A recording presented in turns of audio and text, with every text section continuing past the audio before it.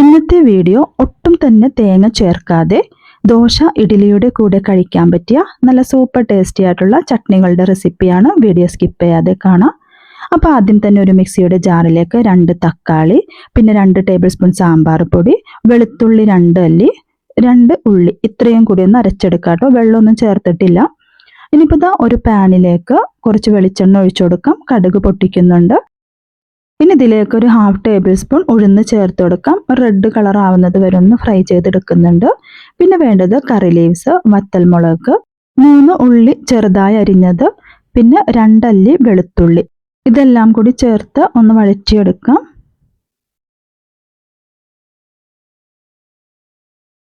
ഇനി ഇതിലേക്ക് 1/2 ടീസ്പൂൺ മഞ്ഞൾപ്പൊടി, കുറച്ച് കായത്തിൻ്റെ പൊടി ചേർത്ത് കൊടുക്കുന്നുണ്ട്.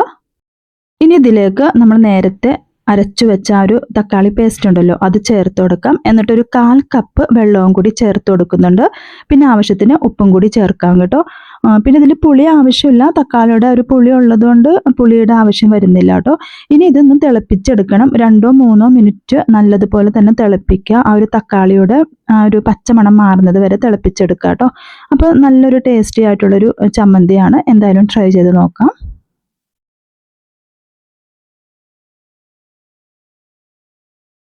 ഇനി അടുത്ത ചട്നി തയ്യാറാക്കിയാലോ. ഇതിനായിട്ട് ഒരു കടായി വെച്ചെടുത്തിട്ടുണ്ട്. ഇതിലേക്ക് കുറച്ച് വെളിച്ചെണ്ണ ഒഴിച്ചു കൊടുക്കാം.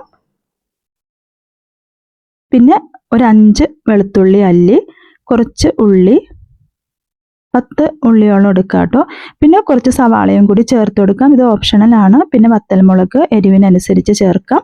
എന്നിട്ട് ഇതൊന്ന് വഴറ്റിയെടുക്കാം. ഇനി ഇതിലേക്ക് പുളിയും ഉപ്പും കൂടി ചേർത്ത് കൊടുക്കാം കേട്ടോ.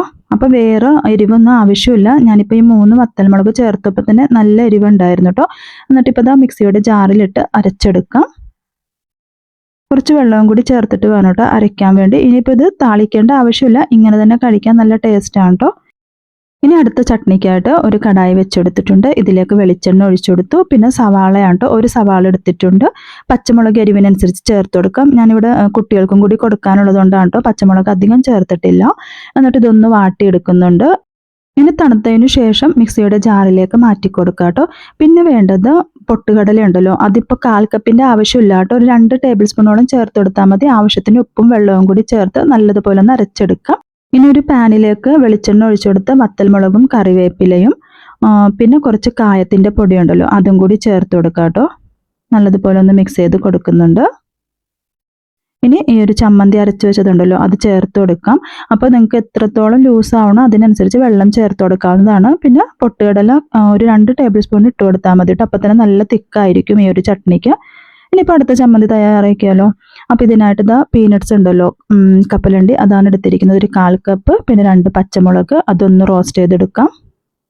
ഇനി ഇത് മിക്സിയുടെ ജാറിലേക്കൊന്ന് മാറ്റിയെടുക്കുന്നുണ്ട്. എന്നിട്ട് ഇതിലേക്ക് 3 വെളുത്തുള്ളി ചേർത്ത് കൊടുക്കാം. പിന്നെ പുളി. ഇനി ഇതിലേക്ക് 1/2 ടീസ്പൂൺ ജീരകവും ആവശ്യത്തിന് ഉപ്പും കുറച്ച് വെള്ളവും കൂടി ചേർത്ത് നല്ല പേസ്റ്റ് രൂപത്തിലൊന്ന് അരച്ചെടുക്കാം. അപ്പോൾ കറി ലീവ്സും കൂടി ചേർത്തിട്ടുണ്ട് കേട്ടോ. അപ്പോൾ ഇത് അരച്ചെടുത്തിട്ടുണ്ട്. നല്ല ടേസ്റ്റി ആയിട്ടുള്ളൊരു ചമ്മന്തിയാണ്. ട്രൈ ചെയ്ത് നോക്കാം. ഇനിയിപ്പോൾ അടുത്ത റെസിപ്പിക്കായിട്ടൊരു പാൻ വെച്ചിട്ടുണ്ട്. ഇതിലേക്ക് അല്പം ഓയിൽ ഒഴിച്ചെടുത്തിട്ടുണ്ട്.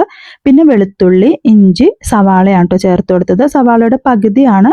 ഇനി വേണ്ടത് ഒരു തക്കാളിയും കൂടിയാണ്. ഇതെല്ലാം കൂടി ഒന്ന് വാട്ടിയെടുക്കാം. ഒരു 3 മിനിറ്റോളം ഒന്ന് വഴറ്റിയെടുക്കുന്നുണ്ട് കേട്ടോ. അപ്പോൾ ഞാനിതിലേക്ക് വത്തൽമുളക് ചേർക്കാൻ വിട്ടുപോയതാണ് കേട്ടോ. അത് നേരത്തെ തന്നെ ചേർത്ത് കൊടുക്കേണ്ടതായിരുന്നു. പിന്നെ ആവശ്യത്തിന് പുളിയും, പുളി അധികം ചേർത്തിട്ടില്ല കാരണം തക്കാളിയുടെ പുളി ഉണ്ടാവും. പിന്നെ കറി ലീവ്സ് 2 എണ്ണം കൂടി ചേർത്ത് കൊടുക്കാം. എന്നിട്ടൊന്ന് വഴറ്റിയതിന് ശേഷം മിക്സിയുടെ ജാറിലേക്ക് ഇട്ട് മാറ്റി ഒന്ന് അരച്ചെടുക്കാം. ആവശ്യത്തിന് ഉപ്പ് ചേർത്ത് കൊടുക്കാം. പിന്നെ മുളക് പൊടിയും കൂടി ചേർക്കുന്നുണ്ട് കേട്ടോ. അപ്പോൾ ഇതുപോലെയാണ് കിട്ടിയിരിക്കുന്നത്. ഇനി ഇതൊന്ന് താളിച്ചെടുക്കുന്നുണ്ട്. അതിനായിട്ട് വെളിച്ചെണ്ണ ഒഴിച്ചു കൊടുക്കാം. പിന്നെ ചേർത്തത് ഉഴുന്നാണ്. ഒരു 1/2 ടേബിൾ സ്പൂൺ ഉഴുന്നും കറിവേപ്പിലയും വത്തൽമുളകും കൂടി ചേർക്കുന്നുണ്ട്. പിന്നെ കായത്തിൻ്റെ പൊടിയാണ് ചേർത്ത് കൊടുത്തത്. ഇനി ഒരു തക്കാളി പേസ്റ്റ് ഇതിലേക്ക് ചേർത്ത് കൊടുക്കാം. ആവശ്യത്തിന് വെള്ളം വേണമെന്നുണ്ടെങ്കിൽ വെള്ളം ചേർത്ത് കൊടുക്കാവുന്നതാണ്. അപ്പോൾ ഈ ഒരു ചമ്മന്തി ഒരു തിക്ക് രൂപത്തിൽ ചെയ്തെടുക്കുമ്പോഴായിരിക്കും കുറച്ചുകൂടി ടേസ്റ്റ് കേട്ടോ. ഇനി ഫ്ലെയിം ഓഫ് ചെയ്ത് കൊടുക്കാം. ചൂടോട് കൂടി തന്നെ സെർവ് ചെയ്യാം. ഇനി അടുത്ത ചട്നി തയ്യാറാക്കിയാലോ. ഇതിനായിട്ട് കുറച്ച് വെളിച്ചെണ്ണ ഒഴിച്ചു കൊടുക്കുന്നുണ്ട്. ഇതിലേക്ക് ഒരു 1/4 കപ്പ് ഉഴുന്നും വത്തൽമുളകും കൂടി ചേർത്ത് കൊടുക്കാം. എന്നിട്ടൊന്ന് റോസ്റ്റ് ചെയ്തെടുക്കാം. ആ ഒരു റെഡ് കളർ ആവുന്നത് വരെ ഒന്ന് റോസ്റ്റ് ചെയ്യുന്നുണ്ട്. പിന്നെ ഇതിലേക്ക് കുറച്ച് കായപ്പൊടി ചേർത്ത് കൊടുക്കുന്നുണ്ട്. ഇനി വേണ്ടത് 3 അല്ലി വെളുത്തുള്ളി, കുറച്ച് സവാള, പകുതി മതി കേട്ടോ, സവാളയുടെ പകുതി ചേർത്ത് കൊടുക്കാം. പിന്നെ കറിവേപ്പില, ഇതെല്ലാം കൂടി ഒന്ന് വഴറ്റിയെടുക്കാം. ഇനിയിപ്പോൾ ഇതാ ഒരു മിക്സിയുടെ ജാറിലേക്ക് അല്പം മല്ലിയില ചേർത്ത് കൊടുക്കാം. പിന്നെ നമ്മൾ വഴറ്റി വെച്ച ആ ഒരു സവാള ഇതിലേക്ക് മാറ്റുന്നുണ്ട്. കുറച്ച് പുളിവെള്ളവും കൂടി ചേർത്ത് കൊടുക്കുന്നുണ്ട് ഇതിലേക്ക്. ഇനി ആവശ്യത്തിന് ഉപ്പും കൂടി ചേർത്ത് അരച്ചെടുക്കാം കേട്ടോ. അപ്പോൾ ഇതാ നല്ല ടേസ്റ്റി ആയിട്ടുള്ളൊരു ചമ്മന്തിയാണ്. അപ്പോൾ ഇതിലേക്ക് കറിവേപ്പില ഒന്ന് താളിച്ച് ചേർക്കുന്നുണ്ട്. ഇത് നിർബന്ധമില്ല, ഓപ്ഷണലാണ് കേട്ടോ.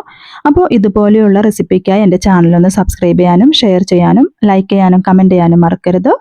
അടുത്ത വീഡിയോയുമായി കാണുന്നത് വരെ ബൈ.